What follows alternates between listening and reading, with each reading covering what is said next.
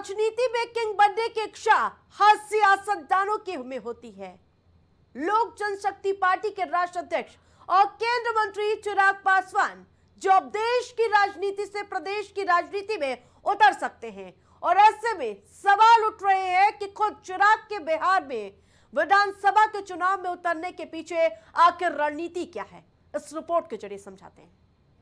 अगर बिहार विधानसभा चुनाव में खुद चिराग पासवान उतरेंगे तो किसकी उम्मीदों का लौ जलेगा और किसका दिया बुझेगा, अभी ये कहना मुश्किल है।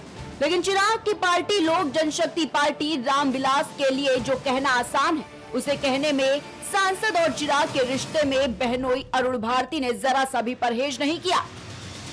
चिराग पासवान जी अगर बिहार विधानसभा का चुनाव लड़ते हैं तो गठबंधन में किस तरह का फायदा होगा, और इसको लेकर के लगातार हम लोग का सर्वे चल रहा है। इस सर्वे का रिजल्ट आने दीजिए, हम लोग प्रक्रिया के तहत एक एक कदम आगे बढ़ेंगे, और अगर लगेगा कि सब चीज़ें अपनी जगह बैठ रही हैं, फिट हो रही हैं, तो अवश्य ही आने वाले समय में चिराग पासवान जी बिहार की जनता, बिहार के लोगों के लिए, बिहारियों के लिए बिहार में आके चुनाव लड़ने का फैसला जरूर लेंगे। कहा तो ये भी जा रहा है कि पार्टी के एक तरफा रुझान चिराग के विधानसभा चुनाव लड़ने के पक्ष में है। अब सवाल ये है कि अगर चिराग पासवान चुनाव लड़ेंगे तो सीट कौन सी चुनेंगे। सूत्रों की माने तो चिराग पासवान पटना, दानापुर और हाजीपुर में किसी एक सीट पर चुनाव लड़ सकते हैं। बड़ी बात यह है कि अनुसूचित जाति से आने वाले चिराग किसी सामान्य सीट से विधानसभा की चुनावी ताल ठोक सकते हैं। इसे लेकर अरुण भारती ने लिखा है कि जब नेता पूरे बिहार का है तो सीट का दायरा क्यों सीमित हो। कार्यकर्ताओं की ये भी भावना है कि इस बार चिराग पासवान जी बिहार विधानसभा के चुनाव में किसी आरक्षित सीट से नहीं बल्कि एक सामान्य सीट से चुनाव लड़े। चिराग पासवान अब सिर्फ एक समुदाय की नहीं, पूरे बिहार की उम्मीद है। 3 बार के लोकसभा सांसद चिराग खुद विधानसभा चुनाव लड़ने की चाहत का इजहार कर चुके हैं।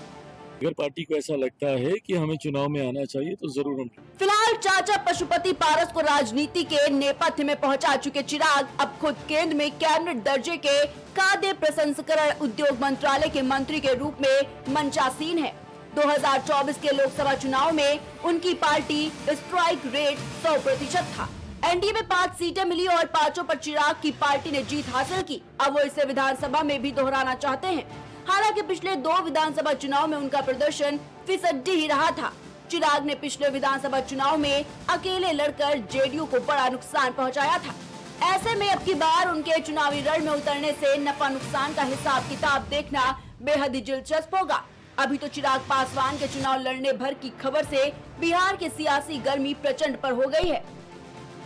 बीते 5 बरस में बिहार की सियासी हवा काफी बदल चुकी है। जो चिराग 2020 में नीतीश के खिलाफ थे, वो 2025 में उनके साथ हैं। पिछले ही महीने में चिराग ने उनसे मुलाकात भी की थी, उनके नेतृत्व पर मुहर भी लगाई थी। अब सवाल ये है कि क्या बिहार विधानसभा चुनाव में चिराग पासवान आरजेडी की ओर से युवा चेहरे तेजस्वी यादव की काट साबित होंगे, या फिर बदले सियासी मौसम में चिराग अपने लिए संभावना तलाशेंगे। अब सिर्फ अटकलें ही लगाई जा सकती है। Output desk.